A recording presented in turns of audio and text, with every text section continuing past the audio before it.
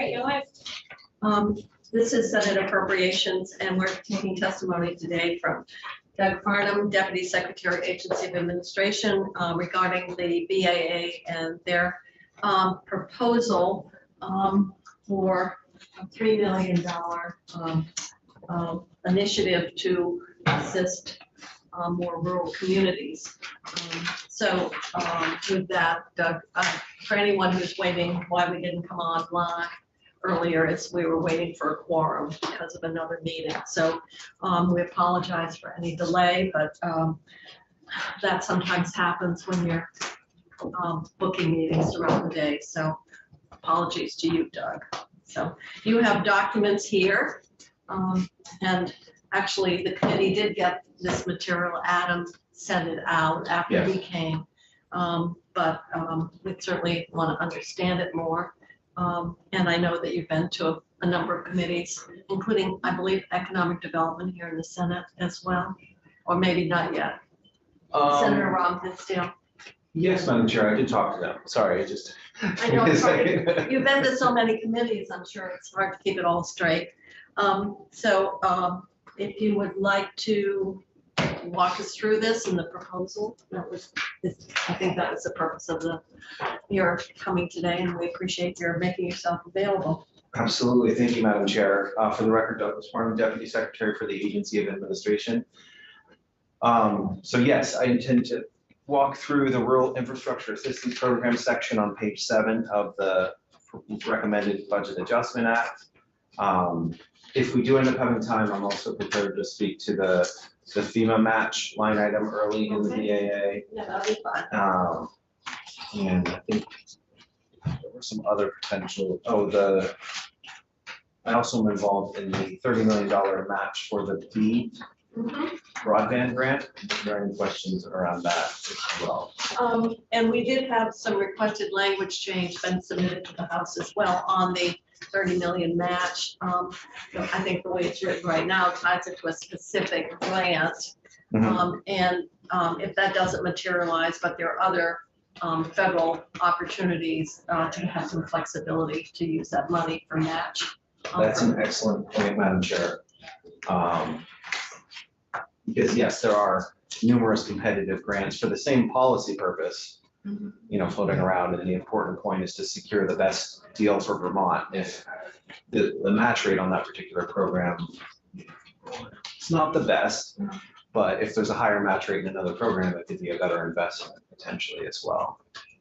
And that is that under the infrastructure bill, that grant that they're applying for? Yes, that was the NTIA. Yeah, the NTIA, yes, the National Telecommunications is the federal agency, and it was an Infrastructure Investment and Jobs Act or bipartisan infrastructure law program. I thought it was a 4-to-1 deal. It is a 4-to-1 deal. Sometimes we can get especially programs that have a small state clause in there, we can sometimes get a better deal. We can sometimes get 10% match, yeah. Yeah, 90-10, 80-20. Yeah. It varies. It's not a bad match. It's definitely a good investment, but I think the language would allow for a little bit of maximizing the opportunity, which without all the federal guidance out there, we can't know exactly what are the best opportunities quite yet.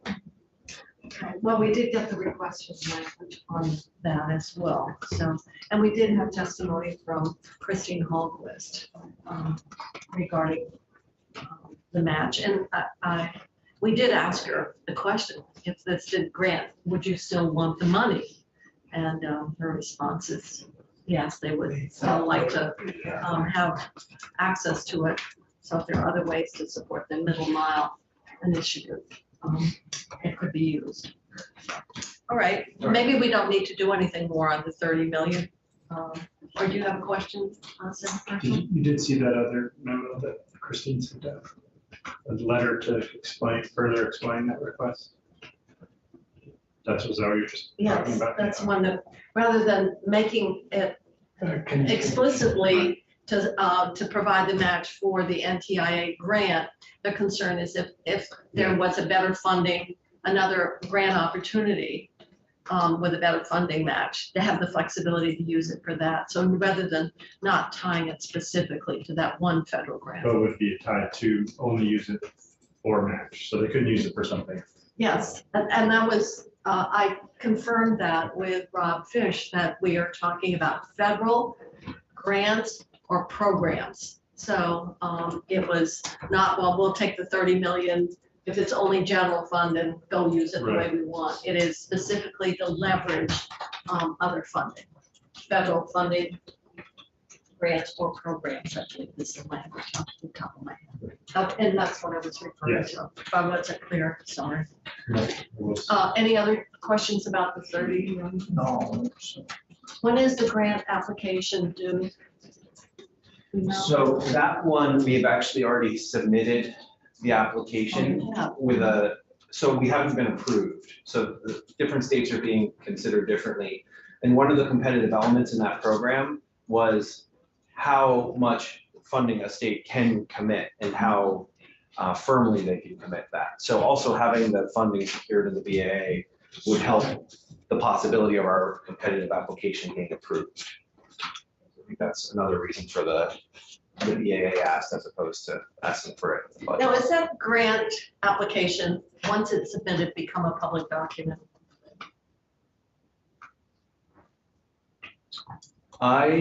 Because I have had that request Yeah, about, and I'm sure Senator Berkeley. But I've heard that same request. Yes, I so you don't answer it off the top of your head. yeah, okay. Well, we've had a request that be part of the funding. Now, that does submit, it does create a precedent in some regards because I'm sure there are many, many grant applications that are being prepared and we hear about them and they've been granted normally through the Joint Fiscal Committee. So, not to speak too much off the top of my head, other parallels, reports are only public once they're finalized and Right. accepted. Because it's I think considered usually an draft agreement's document. only public once it's actually approved and finalized. Because they've accepted our application but not approved it. Mhm. I think that once if they were to approve it or decline it, take formal action, that might change the status of it. Right. I do know that it being the final state does matter as far as whether or not it's a public record, but you're right that I don't have 100% certain answer off the top of my head. Well, I didn't expect that you would. I just wanted to raise it so you can. Be very good reasons. Obviously, anything in draft form before it gets finalized is not, that's all it is. It's not for. I think that there's some parameters around when material has to be available. Right. All right, well, we'll go on to, you want to go to your 3 million? Yes. We've gone from 30 to 3. 30 to 3. 3 million is It's only a still, matter of zeros, Doug. we do get our millions and billions mixed up when we're talking about stuff nowadays, just because so much money has been infused into Vermont. We used to fight over $3 billion very vigorously. Now it's more in the 30 million or 300 million range. So this proposal, to start from the top, this is related to the ARPA State Fiscal Recovery Funds. However, it is not exclusively related to that. It is a proposal for $3 million. It's framed as a program, but I would say it would be located at AOA, and it's not intended to be a long-term program by any means. And it's not intended to be a program in the sense that programmatic decisions are made. What we're looking for here is we would set the criteria and the approach to making municipalities eligible in the BAA.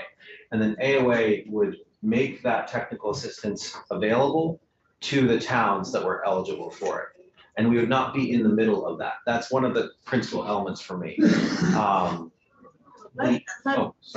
Well, Obviously, this committee has done a couple of things on the front and assisting rural communities. Mhm. One is our Ready grants, where we have given the appropriation to VHCD, and the return on that has been very good, and that came Quite out. positive. Yeah, USDA, that was back when Ted Brady said we've got a lot of USDA money on the table, and for the Northeast Kingdom, we're a REAP zone, which gives us even more money through USDA.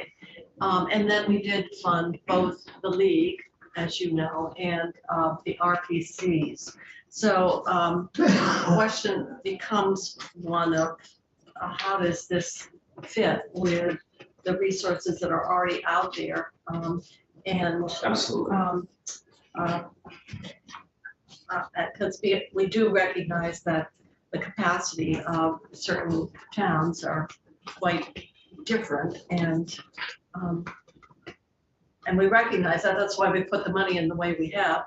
But obviously, this is, I think before we got done though with the league and the RPCs, it must have been close to $1 million, wasn't it?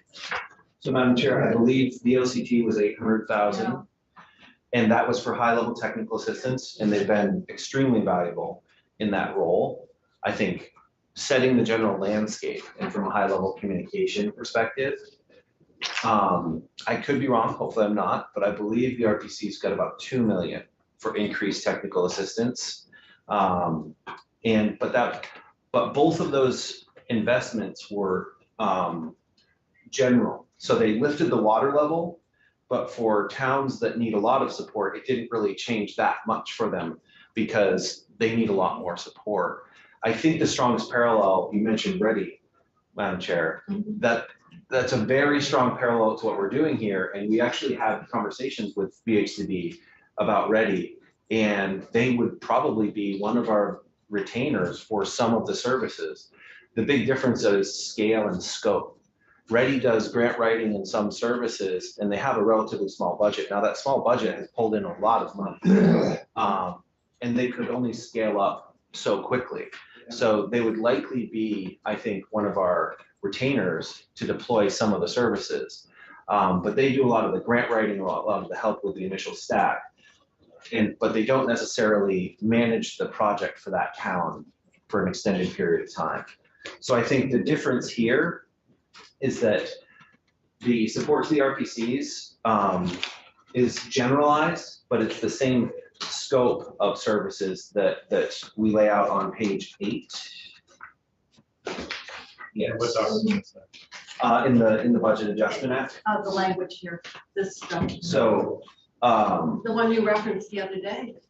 I know, that's fine. Are you trying to find that? opportunity assessments to identify the towns. I thought we had a need assessments at the bottom of page. Yeah, community needs assessments are at the bottom of page 7.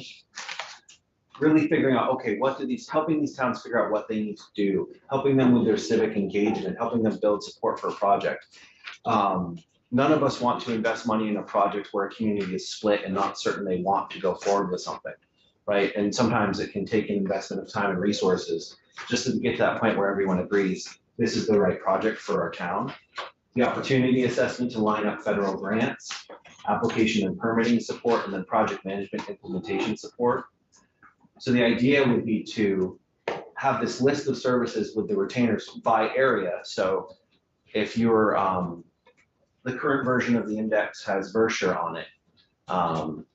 And we are looking at, we were taking feedback from legislators and looking at how we might modify the capacity index side of that. It was challenging because of the lack of data to put together a good picture of the capacity of small towns. It's one of those things where we know there's an issue, but because we don't have the data, it's difficult to do in a systematic manner. You know, it's interesting, you're talking about which score 75% or higher. Yes. And so it's very interesting, the ones that don't, like Sheffield. One wouldn't think that they don't have a whole lot of capacity, Eden doesn't qualify under this. Right. So I'm sure there's gonna be some discussion about, you know, I bet the wind project, not Sheffield. I don't know. Kirby Town scored very high on your on this, and yet if we look at household income, Kirby is the highest income town in all of Caledonia County. Right. And there's a correlation there, total choice. I'm just wondering if which score is designed to serve. So I guess the question is how much flexibility, because I'm sure if you're in Eden, perhaps you don't think you're overly resourced, but it's going to arise once people start looking at where Right. towns land on this scoring index. So our intention right now, we have town administrator, we have distance from a university. We got a lot of feedback on both of those indicators, and most likely are gonna pull those and replace them. We're gonna make the population variable more nuanced.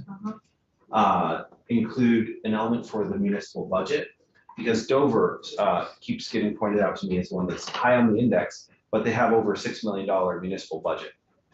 So we want to account for the municipal budget and for the municipal grand list somehow, because the grand list represents the ability of a community to raise funds, essentially. It's their primary mechanism. One challenge we're running into in our first pass is how do we parse that up, because the spectrum of budgets and grand lists in Vermont ranges from, you know, a $20,000 budget up to $80 million in Burlington. So converting that into understandable data on an index is something we have to work through. I haven't found Johnson in this, but I've heard a lot of complaints from Johnson. You're, you know, they have the campus up on the hill, but Johnson's one of the poorest communities in my county.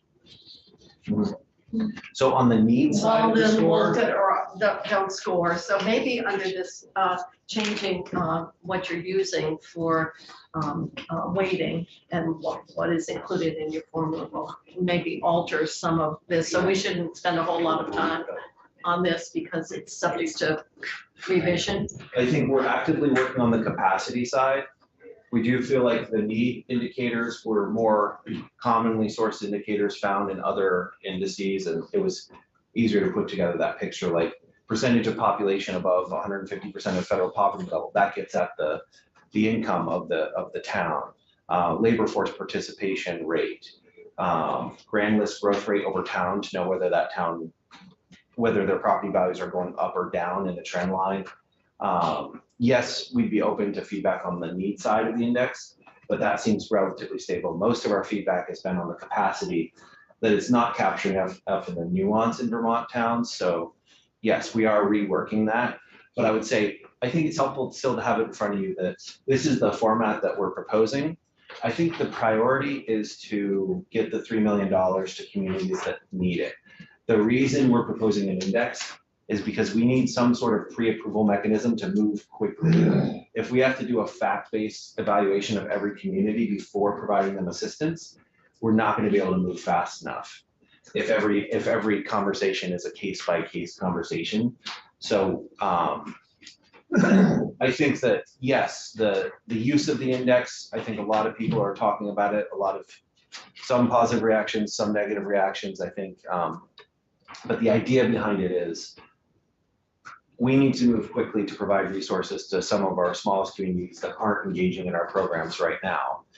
And this is the mechanism we're proposing, but we are open to modifying it. And are there some limitations on the use of the funds, or Oh, is it? sure. That's part of what this is, to help to make sure they're spending it for permissible uses. Right. So the primary programs that would, the project types that would be eligible for this is water and sewer.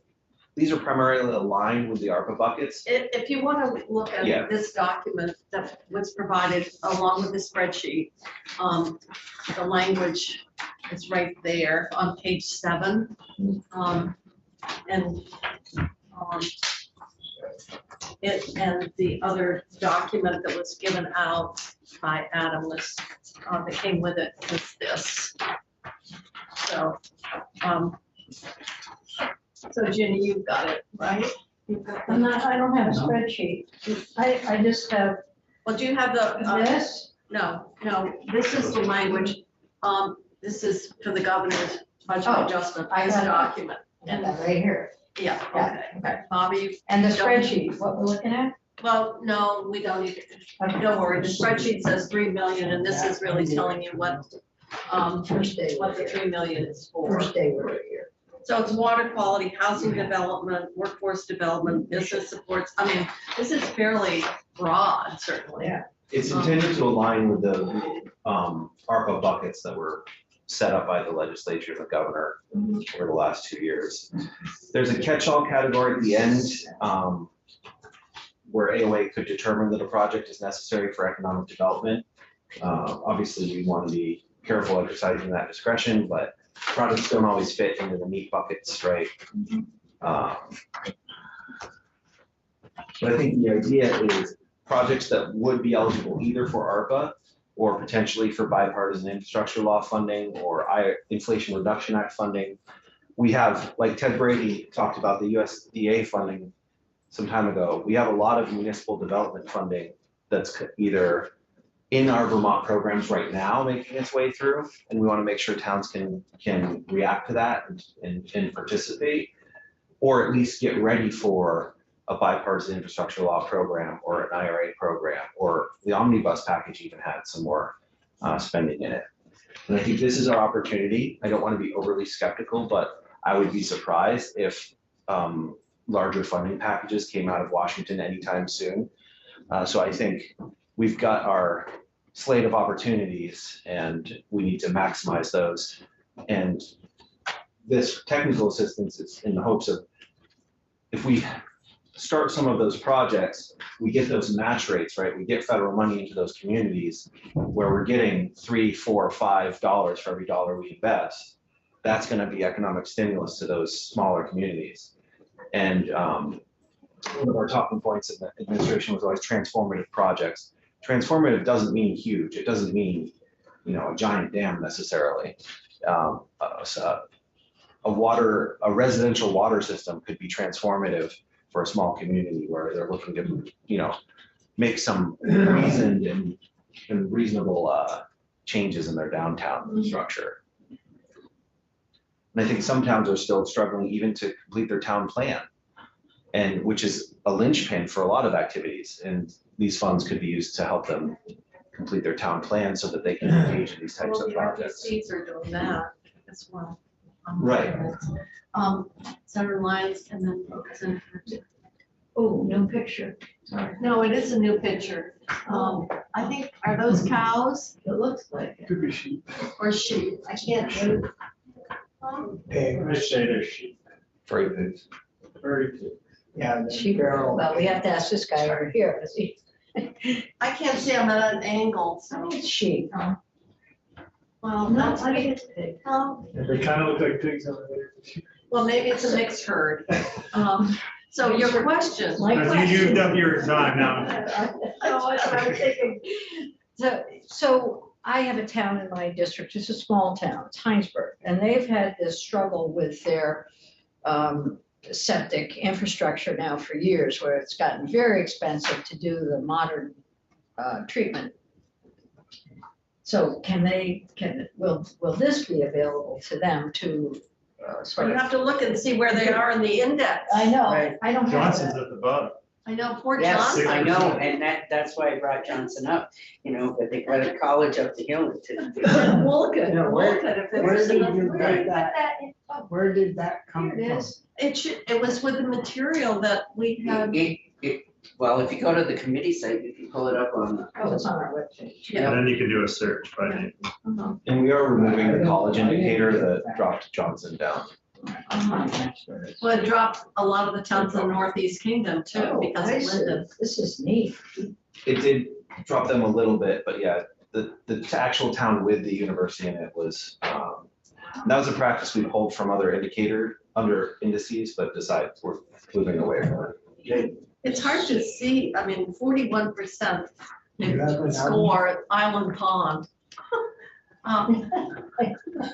So They must be. Island Pond, the whole Essex County, What about Brighton? that's Island Pond. Yeah, exactly. Island Pond is a village in the town of Brighton, and Brighton is a 41, right close to Grafton, which is one would think is quite well-to-do, I but think they do. a lot depends on what your measurements are. So we don't need to obsess over this right now. That's Um, useful. Why is this being administered by agency of administration as opposed to ACCD?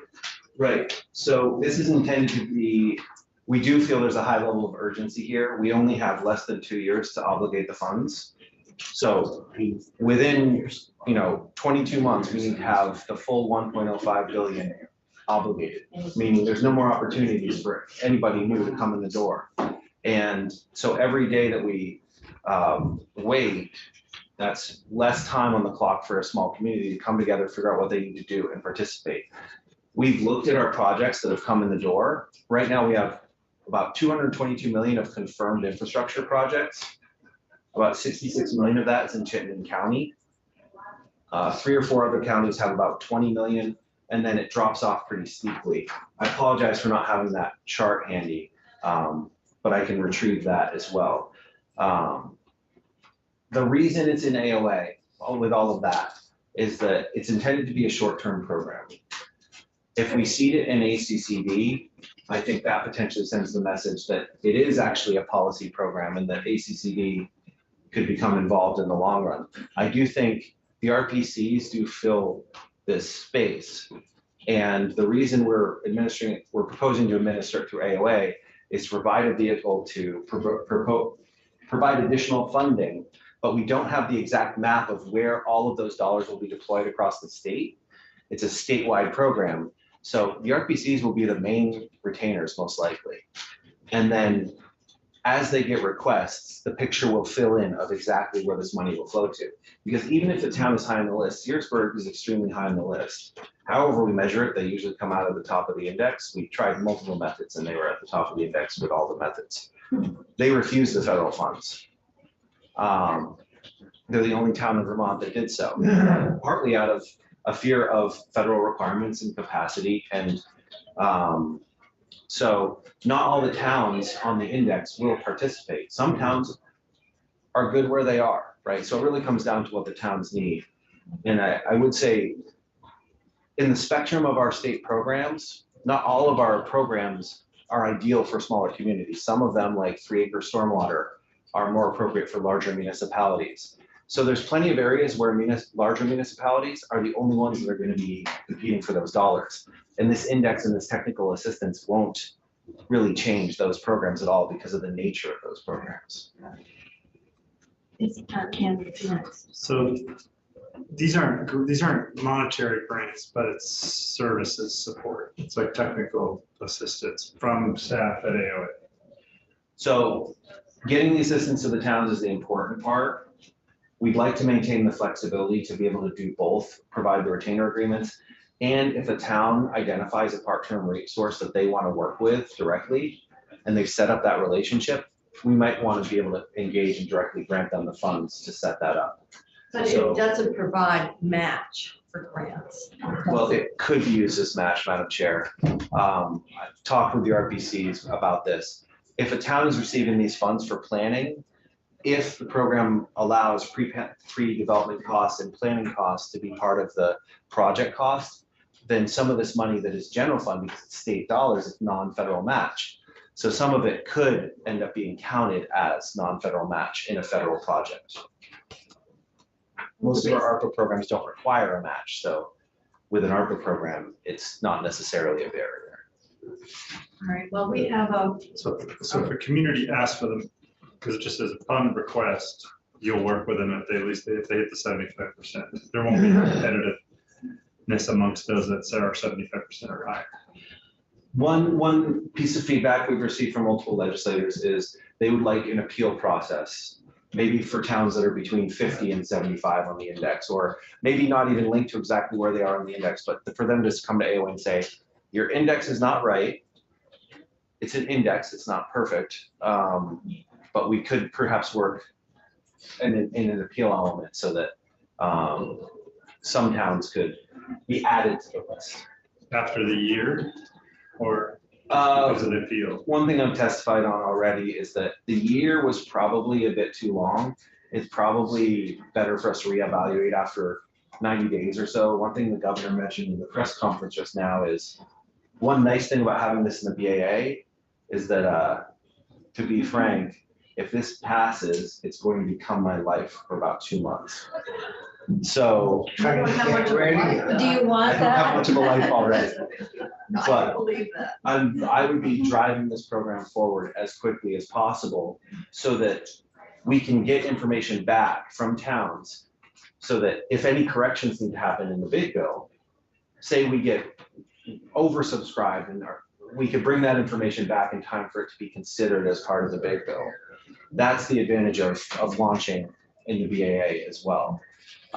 If we wait till the big bill, then we're waiting another 9 months before we can make any adjustments. So part of the reason we're asking about match is that we received a communication from our RPC that a grant application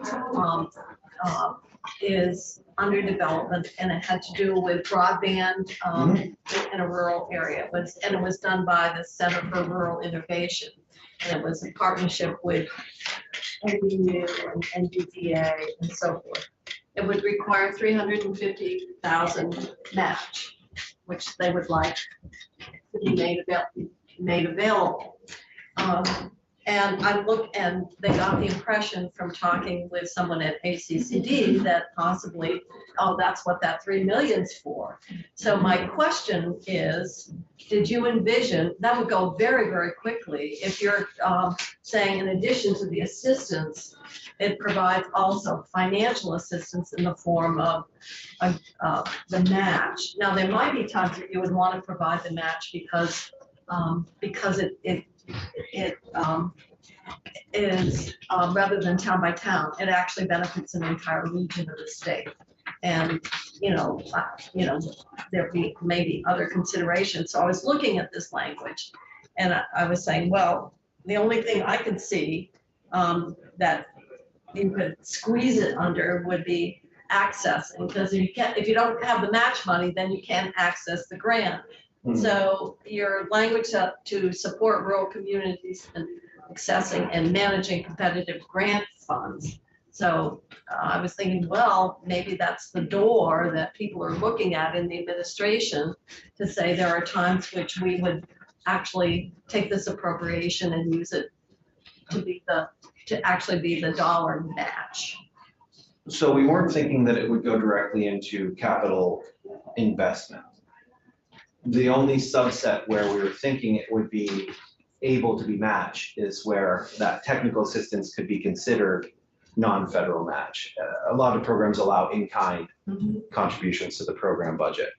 I think you're absolutely correct, Madam Chair, that if we open the door to helping municipalities meet match for the hundreds of programs that are out there right now, the $3 million would evaporate, and we wouldn't have the budget to help some of these communities that need to start go through the full spectrum of the project in order to finish. And I think that's one of the goals here as well, is for a community that doesn't normally have access to an economic development or a grant manager or a project manager, helping them secure that service for 2, 3, 4 years in order to complete the project in confidence. So $3 million wouldn't all be spent in this fiscal year, but it would likely be most or all of it should be, we're hoping, committed by July 1st. Some of it short-term, and some of it more long-term activity.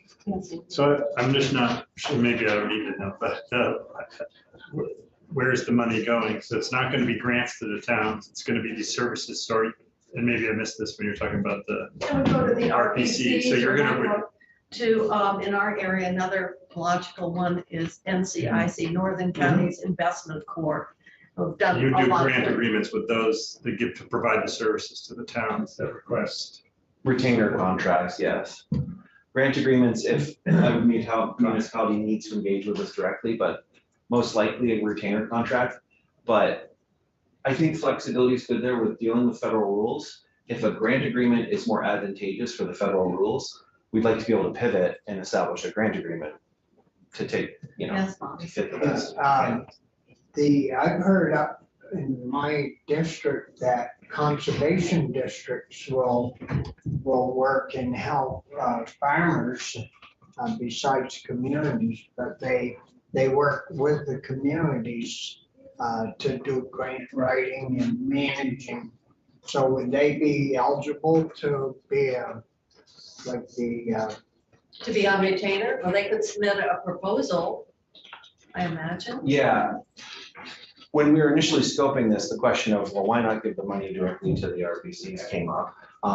My response to that led people to believe I didn't want to work with the RPCs. That's definitely not the case, right? The RPCs are going to be critical in this.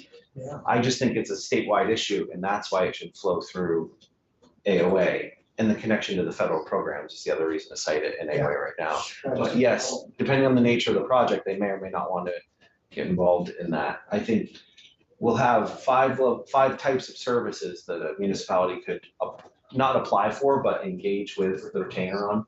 And I think it's also going to be a decision point for the legislature of how much of this structure gets spelled out in the statute. I think if you put too much structure in the statute, it ties our hands and then we can't react to the on the ground situation. But I do acknowledge it needs to be transparent and accountable. I can't just say, give us $3 million and trust us, we'll deploy it well. Yeah. How do you, is there a cutoff on population that determines rural? So that's actually a question I was pondering while I was sitting right over there, Madam Chair. In how we construct the weight for population, historically, Vermont has picked 2,500, 4,000, and 5,000 as breakpoints for calling something rural or urban, right? Above 5,000 is generally tagged as urban. And I think maybe even the census might have some level of definition at 5,000. Most of our towns actually are below 3,000. So there's a lot of gradation between 0 and 2,500. Yeah. And I think the index as it stands right now needs to capture that a little bit better.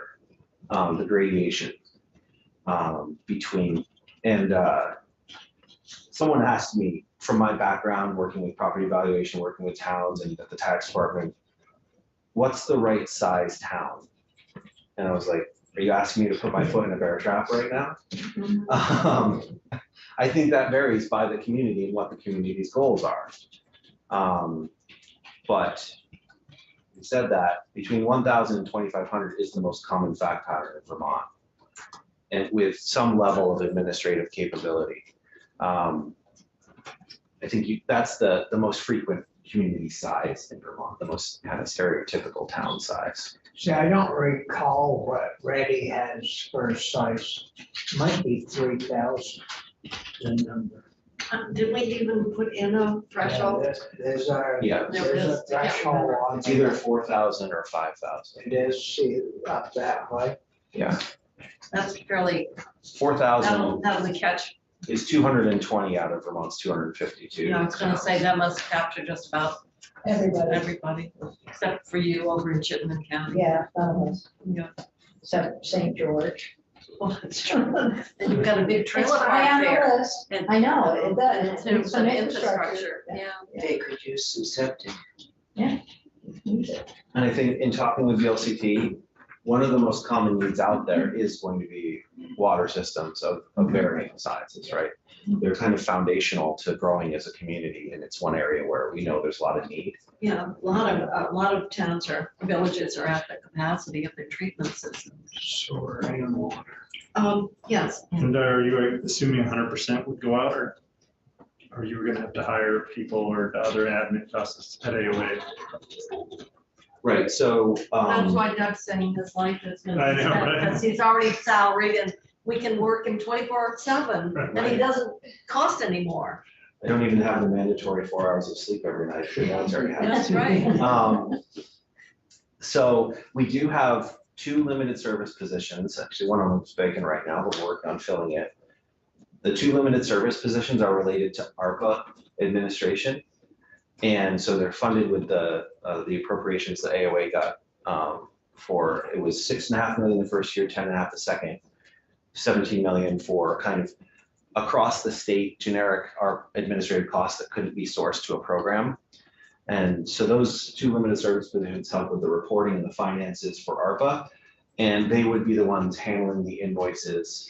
And so once the You're already covered. once it's built, I do have staff to support the mechanics of making the money flow. So you're thinking all 3 million would flow out? I'm thinking that 3 million would be committed over in the first year. That one of the biggest things I see on this list is community engagement and community needs assessments. Now, some of those have already been done. Right. So- You know, like, Paul Costello's group, they've Mhm. gone out. So, if it's already been done, I'm assuming we would build from that, not, Right. Yeah, if it's, we wouldn't be doing any retroactive covering of costs that have already occurred in the past. It would be wherever they are in the spectrum, if they've done their needs assessment, they need to figure out what federal grants they need. Some of them, once we point them to the grants, they'll be like, okay, we're good. We got it. How old though? The needs assessment, how far back can they go? So one thing that's, 50 years, is that what you had in mind, Marty? Well, I figure, 5 to 10. Well, think of town plans, so Oh. 10 years. I know, it needs Costello assessment. was running all around Oh, Vermont yeah. for years, and a lot of communities did that needs assessment.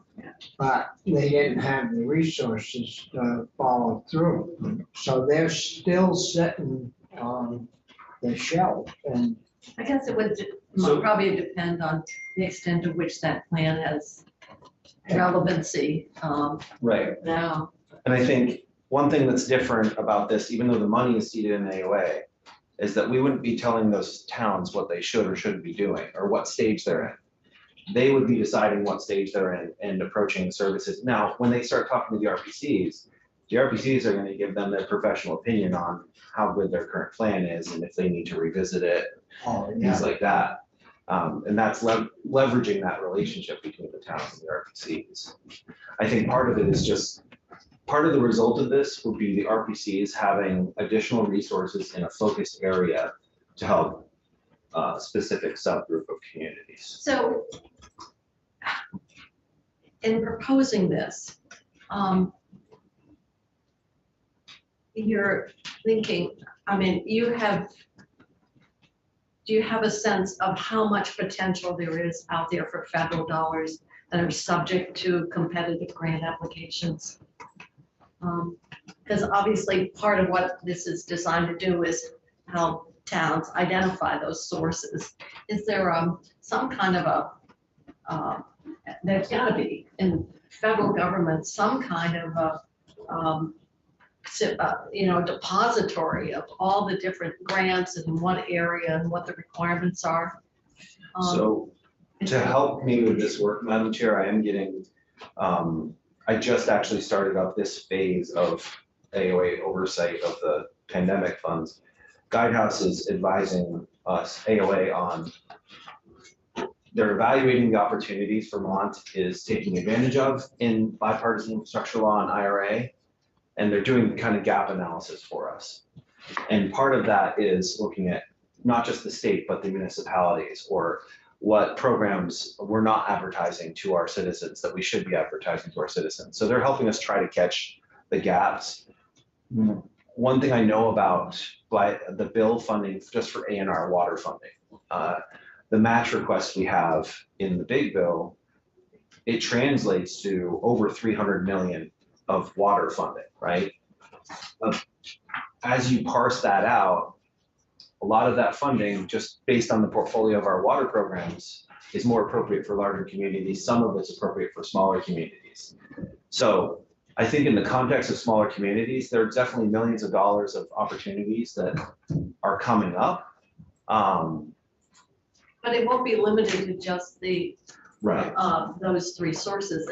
it won't be. For example, in the Northeast Kingdom, access to those USDA grants, Right. being a REAP zone, I would think would be also explored. I'm just thinking how expansive this exploration of potential funding streams really is.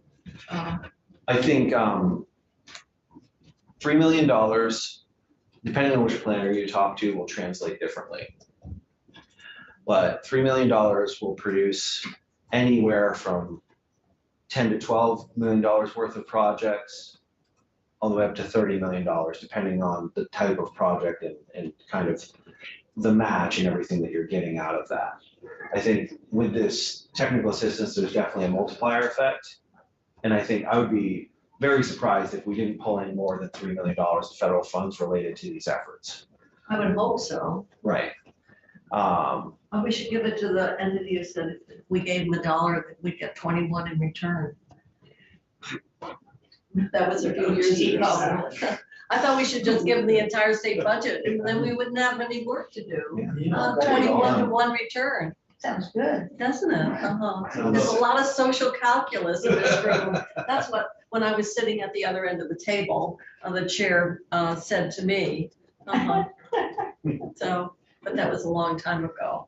But I did remember that statement because we do get a lot. Our problem is we're not as good as measuring. Did we get the outcomes we anticipated? And what was that return? Sometimes it's surprisingly good, and we've done that with the READY grant. And other times we don't really have good mechanisms to get the data back. So, or they didn't achieve it for a variety of other reasons. So, yes, Andy. The index was created just for this project, like it didn't exist before, right?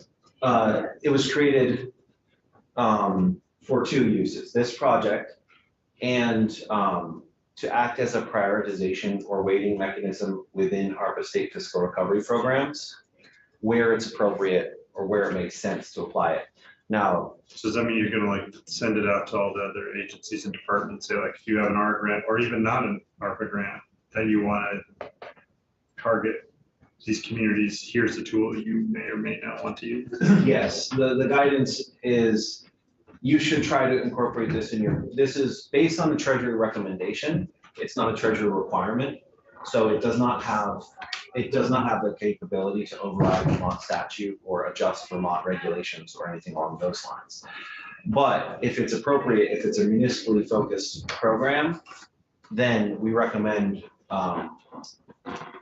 one of our examples was building in up to a 10-point or a 10% weighting factor based on the relative position in the index, so that it would become an element in scoring, but it would not drive outcomes too significantly. It would just be a tiebreaker if.